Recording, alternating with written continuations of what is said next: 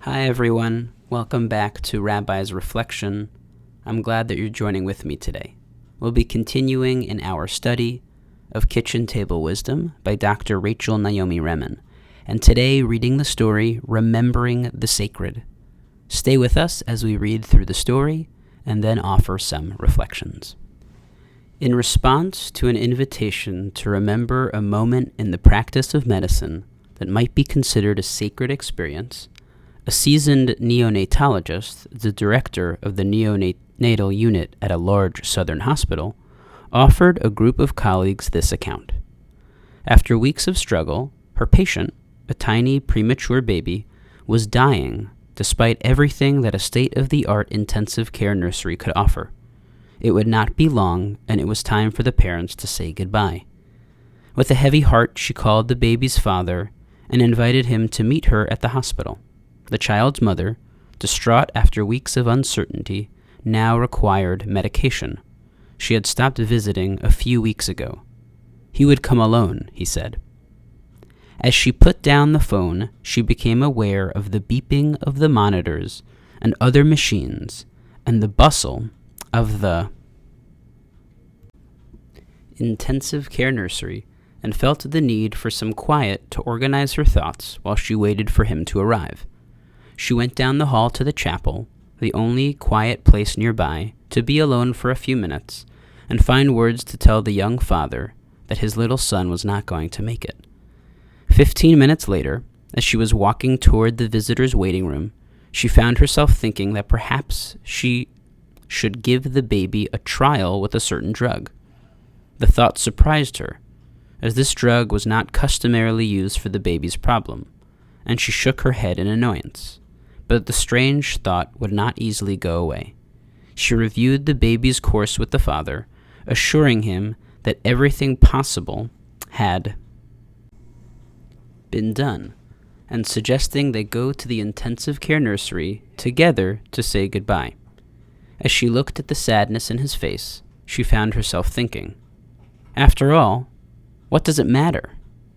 And suggested that perhaps there was one more thing she could try. A drug not usually given for this condition, but which she was thinking of using now. She would like to have his permission to use it. He gave this readily, and they went to the nursery together. The baby appeared moribund. Embarrassed to make so unusual a request of the nurses, she prepared the injection and administered it herself. Together she and the father waited, standing on either side of the isolette, watching the blue and gasping baby.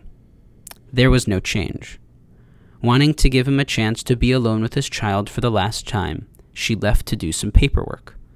A few hours later, she looked into the unit and was surprised to see him still there.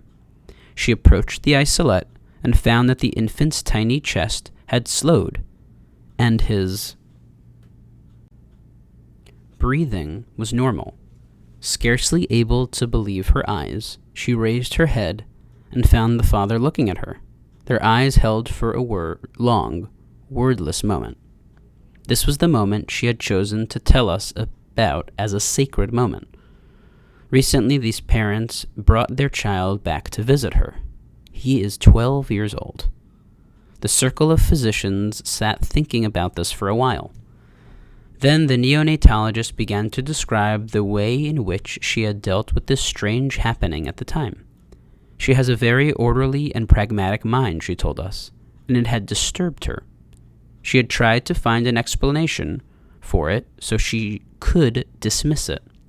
Gradually, she became convinced that somewhere she had read or heard a preliminary report of research which mentioned the use of this drug for the baby's condition, and this was why she had thought of it. She could not remember the journal or the meeting where she had gotten this information, but she became more and more certain that it was so. This allowed her to forget the whole thing. About 2 years later, she read of a study of premature infants with severe respiratory distress who had been given this very drug and had recovered. The mystery was solved. Delighted, she called the researchers to ask where they had published their preliminary reports or presented their work in progress. She was stunned to discover that this article was the first time that the study had been written up or presented anywhere. It had just been too odd to talk about until the results were final. She told them then that she had an additional case. In musing aloud about her personal reactions, she told us that she had clung to an explanation that would have allowed her to keep her familiar and comfortable sense of the way in which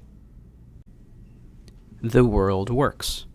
She had rejected the gift of awe once, so it had to be given to her again. A second physician, a specialist in palliative care, talked about an experience he had while caring for a hospitalized young man who was dying of AIDS. Both the patient and his family were bitter, rejecting, and hostile despite his efforts to reach out to them. Finally, giving up on it, he had simply delivered the best technical care he knew. At 3 o'clock one morning, he was called by the nurses, who informed him that his patient had died and asked him to come in to pronounce him dead and sign the death certificate. Remembering that he needed to be at rounds very early the next morning, he hastily threw clothes over his pajamas and began driving to the hospital. As he drove down the darkened streets, he spontaneously looked up and saw the night sky as if for the first time. The darkness seemed a silent and holy emptiness, without beginning or end. In this vastness, stars hung as countless pure points of radiance. He had never seen the night in this way and was filled with awe and a profound feeling of peace and gratitude. His intellect attempted to dismiss this as fanciful, pointing out the need to hurry and take care of business so as to be able to get up early the next day. But he stopped his car by the side of the road anyway, got out, and allowed the experience of awe to wash over him. In about 15 minutes it receded, and he drove on to the hospital under a sky that looked much the same as always. The experience had been brief, but powerful and surprisingly important to him, although he couldn't say why. Together, the group of physicians considered what this experience may possibly have meant. Various interpretations were offered, but the one that stopped further conversation was that perhaps the patient, in passing onward, may have found a way to share his present perspective directly with his doctor as an apology and a parting gift. As one of the doctors put it, perhaps at the moment of death there is a reclaiming of wholeness, and that wholeness may pass very close to us. Today, Dr. Remen is inviting us to think about those sacred, special moments that we might have in life, in moments that are very challenging to us. So these two stories that she presented and that we read through her story, Remembering the Sacred, are tough stories. The first story about a little child a little baby who's on the verge of death. The second story about a patient of a doctor's who's already died. These are a bit tough, and a bit tough to engage with or to connect with because they're just so sad. But what they offer, what Dr. Remen is offering us, I believe, is the sense that there is a sense of awe in both of these stories. For the first doctor, it's this moment that she realizes that there might be something else, an experimental drug or trial that she can give this patient, give the little baby, to help this baby out. It just came to her. She tries to rationalize it later on by thinking that she had read it somewhere in some research journal, but she hadn't. And this sense of awe, this gift of awe, as the doctor says, that she was able to give this and allow the baby then to survive.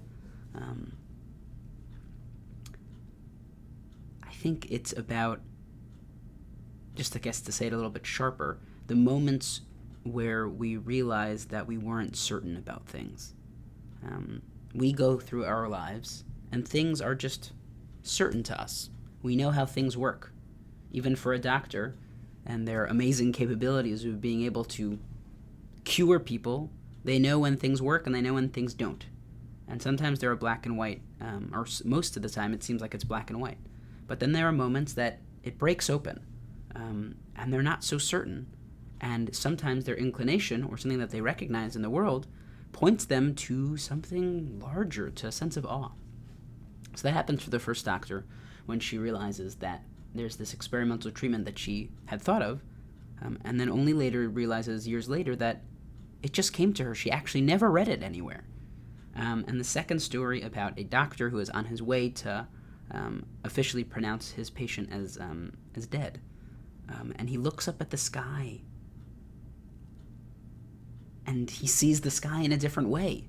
It's silent, as he says. It's the holy emptiness. The stars are pure radiance.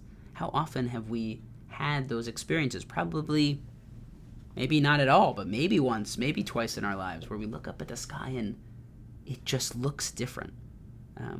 Again, a feeling of awe.